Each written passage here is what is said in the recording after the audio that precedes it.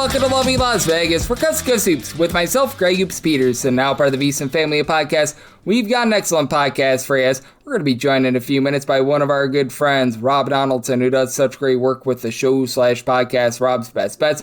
We're going to chat it up with him about what we're all seeing with the guys that are able to get an extra year of eligibility, what we're currently seeing right now in the sport of college basketball, along with that, with the 17-year-olds joining the sport. These guys from the class of 2027 reclassifying to the class of 2026, so we're getting a wider talent pool than ever before. We're going to be talking about that. Additionally, with them, we're going to be just taking a look at some of these teams that benefited from the last few weeks of news, and additionally with him, we've got to talk about a few teams that he's bullish/bearish on for this upcoming season as well. Here in segment number one, we did see a nice piece of news with the Miami Hurricanes landing LJ Cason, one of the biggest guys out there in the market. He was really the lone guy from Michigan that transferred with Dusty May, deciding that he was going to head on over to the NBA. So we'll take a look at that Miami roster, what it all means for them, and so much more. If you do have a question, comment, segment idea, what have you for this podcast, you have one or two ways to fire those in. First one is my Twitter/X timeline at gunit_D1. Keep in mind, LRCM,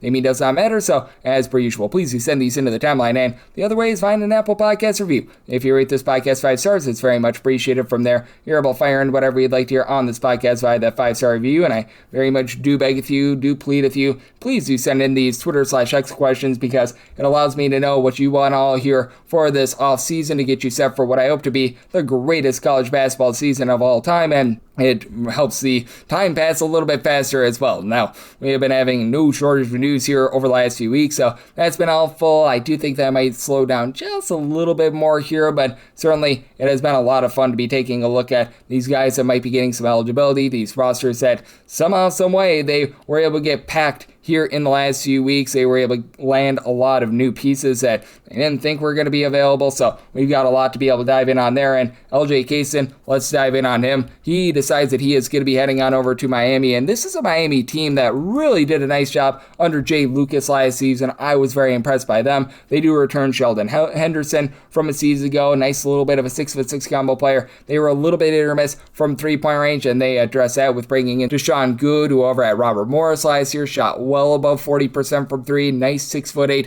little bit of a combo player. A Caden Lewis, who comes over from Villanova, I thought was a nice add. They're going to be pretty solid down low with Samato Surreal coming over from Georgia as well. And now they add in a guy in LJ Cason, where I don't think that you can have high expectations for him towards the beginning part of the season, because he tore his ACL in February. So it's going to be a little bit of a tough turnaround for him to be able to give you too much early on. But I knew he was a nice off the bench sort of spark plug for Michigan. Last year was averaging 8.5 points, 2.5 assists, shot 40% from three-point range. That gives Miami a really nice spark plug there. Now, I do think that for Miami, they might not quite be the same team on glass that they were a season ago, mainly because last year you had Malik Renew, who was just able to do a little bit of everything. He was able to stretch the floor. He was able to grab 6.5 rebounds per game. And then Ernest Uday, no question about it, he was really nice down low. But having Henderson back, I think, is really nice for this team. Dante Allen is someone that I'm feeling very good about as well. Having him back in the fold, that I think is going to be big. And then Nick Dorn, I think, is a little bit of a combo player. Don't forget about the other Allen and Marcus Allen,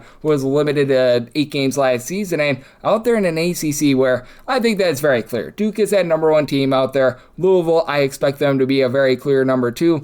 Virginia, I mean, they bring back quite a few guys, but Miami was your 3rd team in the ACC last year. Who says that they can't be right back there this upcoming season with North Carolina? There's quite a few question marks. For Clemson, I think that they're going to be solid once again, but they're another team there. I do think that the ceiling is maybe not necessarily the world's greatest. The floor, I think, is very high, but I don't know about the ceiling as well. And then you've got the other teams that are just looking to improve. Like, I think Notre Dame is going to be better this season. Boston College, bringing in Luke Murray, they're going to be better. Syracuse, I like the Jerry McNamara hire. I do think that for SMU, even though they made the NCAA tournament, they were just a flaming garbage can towards the end of the season. I think they'll be a little bit better as well. Have some question marks with the California schools in Stanford and Cal, and Florida State I really do think will be as well. But again, are they going to be on par with Miami? I don't think so. I think that it's Duke, Louisville, your clear number 1 and number 2 teams in the conference, and then sort of in that tier 2, I think that it's really Miami and Virginia right now, so I think that they're going to be right back there. I think that this is going to be a Miami team that's going to be strong on offense.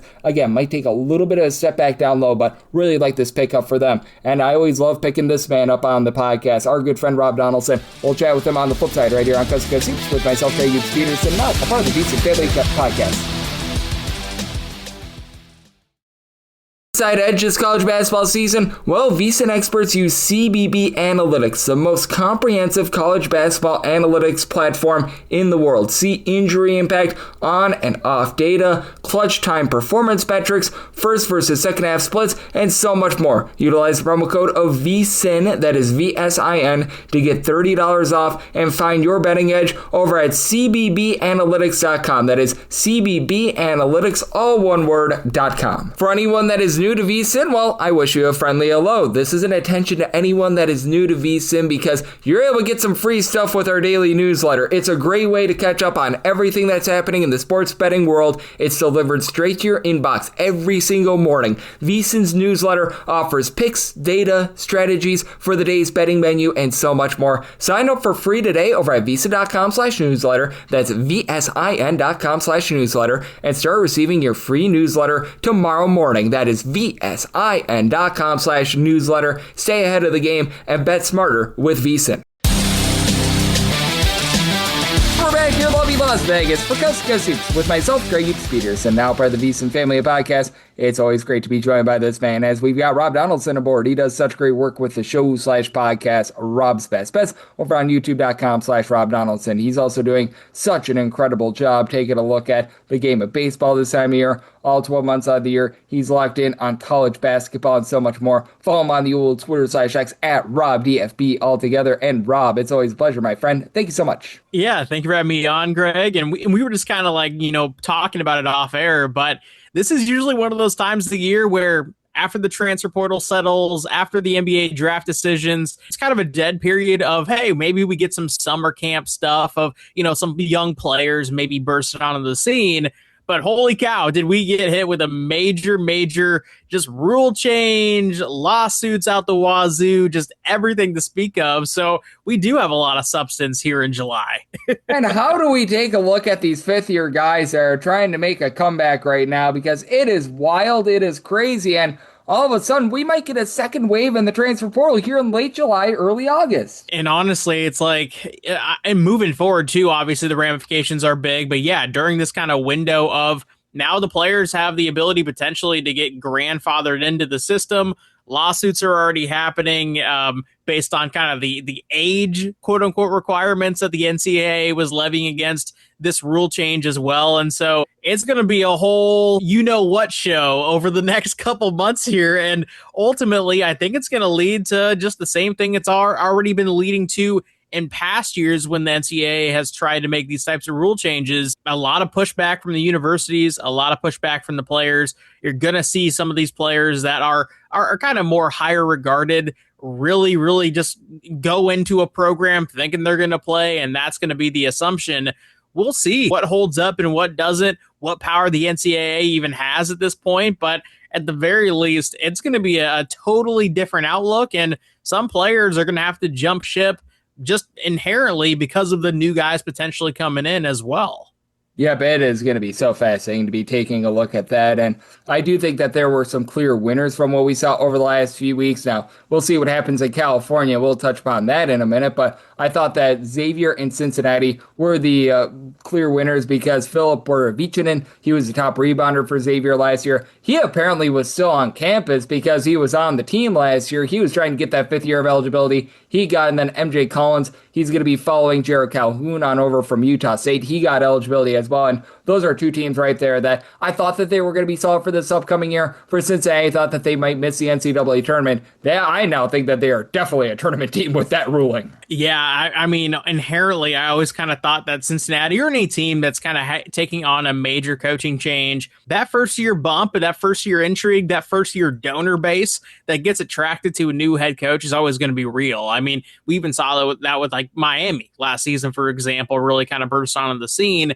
And they were another team, another program this past, week or so that when you look at the addition of LJ Cason, that's a big win there too. And so, Yeah, I think across the board, a lot of teams have kind of hit this first wave hard. We saw obviously earlier on in the month, James Najee, the guy who returned to Baylor under the midst of he already played professional ball. How is he in NCAA still? Well, now he's at George Mason. So not only did he have another year of eligibility, he barely had two. Maybe he's three, hustling maybe backwards. I don't. He just hustling backwards. This is great. Or bearable, or whatever your viewpoint on it is. That's what it is. And heck, I even saw something hilarious recently as well, where Gonzaga lost a player to Euroball. So the whole landscape of college basketball is just a whole in disarray right now, and it's a whole crazy, wild, spectacular show to watch. And I'm excited to see how this plays out over the next 2 months. A man involved in the Karl Anthony Towns trade signs in early July with George Mason. Like, who had that on their bingo card? That is absolutely wild. And I'm so glad that you mentioned Gonzaga as well, because they do lose Mario Saint-Sapri, and that California court case, I think, is going to be absolutely massive for them because Donovan Dent is a part of it. Donovan Dent was really good over at New Mexico 2 years ago. Similar system to Gonzaga. Last year for UCLA wasn't so great, and you decide, I'm going to retire, and then players get eligibility. He's like, you know what? I'm going to pull a Brett Favre here, and I'm going to come back. And I think there's a lot to note with that California case, because if Donovan Dent gets eligibility, I am fully convinced he's going to Gonzaga.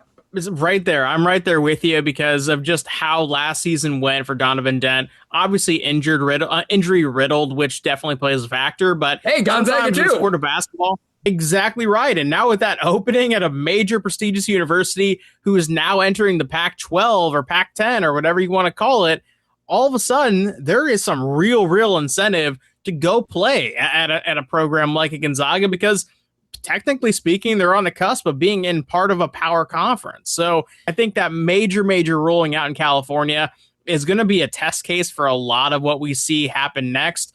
It always kind of feels like California, whether you agree or disagree with how they approach things, are always trying to push the envelope on what is potentially possible. And yeah, we're going to end up kind of seeing how this goes. And it's going to happen and transpire probably before the season even comes into fold. Yep. And when it comes down to it, I just always say this on the podcast, and I'll say it once again. The NCAA, they are very much the Washington Generals of the court system, to say the least, and they are proving it once again, as Rob Donaldson, who does such great work over at the show/podcast Rob's Best Bets and Underdog Fantasy, joining me right here on Coast to Coast Hoops. And Rob, it is really interesting to take a look at these court cases, because there are going to be probably a lot of guys that enter the open market. There were already a few guys that signed on. I highlighted Cincinnati and Xavier, but how would you be taking a look at a team that might be adding a guy in like late July, early August? Because a lot of these rosters, they were set in like April, super duper early May, and trying to bring a guy into the process late, I do think can disrupt chemistry a little bit. Yeah, and honestly, one of the big things that we saw as part of another rule change this offseason from the NCAA, and this is one that 100% is going to be taken fold, but it was basically doing away with redshirting, right? I mean, that's not a factor in the sport anymore. A player can't just sit on the bench and be like, oh, you know what? Retaining eligibility. No, there's a hard and fast 5 years of eligibility now. There's no incentive to redshirt whatsoever. So if you're keeping a star freshman on the bench in lieu of that, senior 5th-year free agent transfer portal guy, well, you just lost a year of potentially building up a player for development purposes, keeping that player in-house longevity-wise, because playing time is playing time in this sport, and eligibility is running low. It's hard capped now. And so ultimately, I think that the teams with a lot of freshmen that are kind of on the younger, maybe even more kind of quote-unquote rebuilding end of things, I tend to think we're going to start to hear a lot more of that, of those specific teams not going out and wanting to acquire a lot of these kind of one-year rental type players, because to some degree, if this, again, if it's all comes down to whether or not this decision actually holds and this new rule is the rule of law, but if it ends up being the case, development is going to be a big time part of this sport again, to some capacity. Maybe not the way that we saw it back in the 2010s, but it'll have a bigger part than it does today. And ultimately, that's going to be something that every single program is going to be forced to balance with. Yep, I do agree with you there, and I do think that's so well said by you, the fact that we are no longer going to be having these redshirt guys, and now we just have a big giant ball of wax that is developing in general. with college basketball. It makes things so interesting. And I want to touch upon this as well because we are just seeing the dynamic shifts and the divide in college basketball right now because there are so many guys that are trying for an extra year of eligibility. Meanwhile, in the SEC, they're bringing in their 2027 guys for 2026. Marcus Spears Jr. Loved watching Marcus Spears in football. Now he's playing at Texas, and that makes me feel really, really old. Davion Thompson, he's playing for Arkansas. Gabe Neesmith, he's playing for Vanderbilt. These are all top 25 recruits for 2027. How do you look at the SEC trying to be able to get more talent and get more depth by looking at future years rather than looking at these fifth-year guys?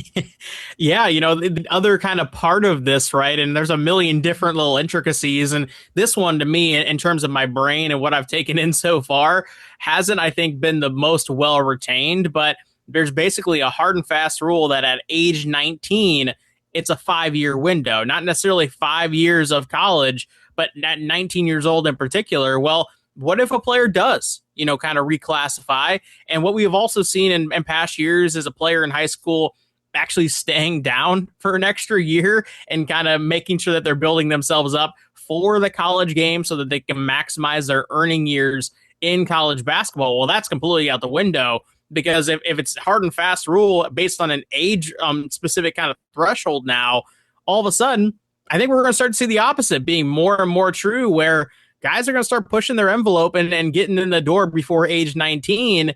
To what, impact is that going to have? It's unprecedented territory, right? We went from one sort of unprecedented era of 5 years of the NIL, the transfer portal, the wild, wild west, to potentially a new one here. And so ultimately, I don't know how they're going to go about enforcing the age specific requirement in comparison or relative to the 5-year, window of eligibility. But if ultimately this becomes a balancing game in and of itself, well, there's another layer, right?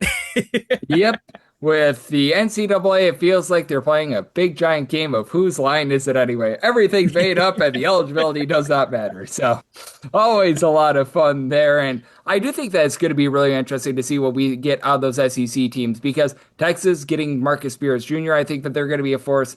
Florida's the exact opposite. They've got everyone aside from Walter Clayton back from that team that won the title 2 years ago. So I look at them being a high and mighty team, and it feels like every one of those teams in the SEC is trying to be able to get themselves on the level of Florida, and they're willing to do anything humanly possible to do so. Yeah, and I mean, ultimately, Florida kind of broke the code of they're not one of the teams that has this crazy NIL draw. It's definitely one of the highest in the sport, but relative to, Michigan, to Texas, to some of these kind of more established NIL package programs, they're not really kind of on that level necessarily. And so for them to retain rather the players and the talent that they had last year that, led them to being a number 1 seed, there's something in the waters down there, right? There's some sort of draw outside of just flat out raw money hitting their accounts. And so I think ultimately that team dynamic in this era, when you can, again, make it a 2-year window as opposed to a 1-year window,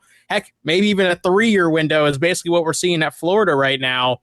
That's unprecedented territory relative to where this sport has been over the last 6 or 7 years. So yeah, shout out to Florida. They are the team that you have to look at and say they have a head of the curve ability right out the gate. Now, I really love what a team like a Tennessee did, but we have seen these overhaul projects kind of bite teams in the butt in the past. I tend to think that's not going to be the case with Tennessee, but it wouldn't surprise me if that does end up being the case along with a lot of these SEC schools as well. Yep, it is a lot of fun to be taking a look at what we're getting right now because my goodness gracious, when it comes to Florida, being able to have all those guys back is great. And you're wondering what's in the water out there in Florida. Is it water or is it Gatorade? That is the question that we are asking. It's Rob Donaldson, who does such great work with the show/podcast, Rob's Best Best, joining me on Coast to Coast Hoops. And Rob, I know that you've been joining me for some conference previews. You're dialed into a little bit of everything. And I know that you're doing your research for the upcoming season. And we've seen a lot of roster movement here over the last few weeks. And with everything that we have been seeing, is there a team or two that you're now feeling a little bit bullish/bearish on and maybe are changing your tune on a little bit? Yeah, I look at a team like a St. John's, and we haven't really seen the team from St. John's under Rick Pitino in particular just kind of emerge into that number 1, true number 2 seed territory. Obviously, 2 years ago when they had RJ Luis, it felt like they were, kind of on the borderline of being a 2 seed, but they had earned it by winning the Big East. Well, now, obviously, with Donnie Freeman going down with a season-ending injury, that was their big get over from Syracuse, and with also the players that they just lost based on eligibility requirements in the offseason, I just look at this team as, when does potentially that ticker for Rick Pitino in terms of the drive to really, really be the best, not just somebody in the middle, really become a pressing issue? Because last year, nobody was really surprised when they got bounced in the round of 32. They were kind of a team that I think a lot of people had potential of, hey, maybe they can get over the hump because of Rick Pitino. Well, we haven't seen that materialize. And so I've become very, very bearish on St. John's after that injury news. It's hard to replace what they had going out, and to lose a guy already out the gate with Donnie Freeman, they're not in a good spot in terms of down low. So it'll be interesting to see if Rick Pitino can potentially take a lesser talented group and make them better. But if they're coming in with this big brand of being a St. John's Rick Pitino squad, well, I'm going to go ahead. I'm going to look at those spreads, and I'm going to bet against them early and often.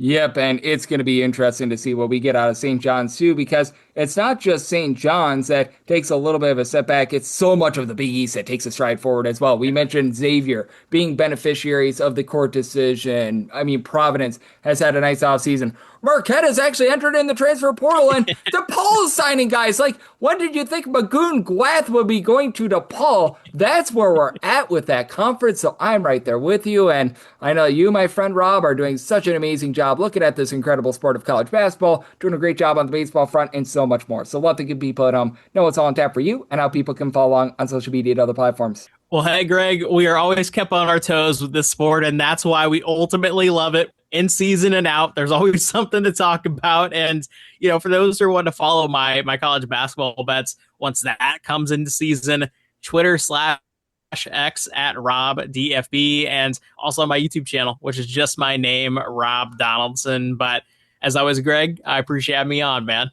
Absolutely. Rob is doing an incredible job looking at this great sport of college basketball, and every single time he joins me, learns such great insight. So big thanks to Rob for joining me on Coast to Coast Hoops, now part of the VSiN family podcast. And if you do like hearing from this fine podcast, Coast to Coast Hoops, you're able to subscribe wherever your podcasts, Apple Podcasts, Google Play, Spotify, Stitcher, and TuneIn. If you have a question, comment, segment idea, what have you for this podcast, you have one of two ways we'll fire those in. First one is my Twitter/X timeline at gunit_81. Keep in mind, letters EM, they mean does not matter. So as per usual, please do send these into the timeline. And the other way is find an Apple Podcast review. If you rate this podcast 5 stars, it's very much appreciated. From there, you're able to fire in whatever you'd like to hear on this podcast via that 5-star review. And I'm indeed with you guys every single day on this podcast, well above 2,400 straight days without a missed podcast. Once we get back in season, picks and analysis on every game every day. And I'm expecting to do my conference preview tomorrow for the Metro Conference. That might be coming maybe a little bit later on in the week, but we're going to get back into those with there being a little bit more clarity with regards to these court cases. And let's call it what it is. Metro Atlantic probably not going to be getting a lot of these court rulings going for them. So that's, I think, going to be a little bit of a saving grace. So we'll continue there. The MEAC is going to be up soon as well. So be on the lookout for that, as I'm trying to make this the greatest college basketball season of all time. And I'll be back with you once again tomorrow. Thank you so much.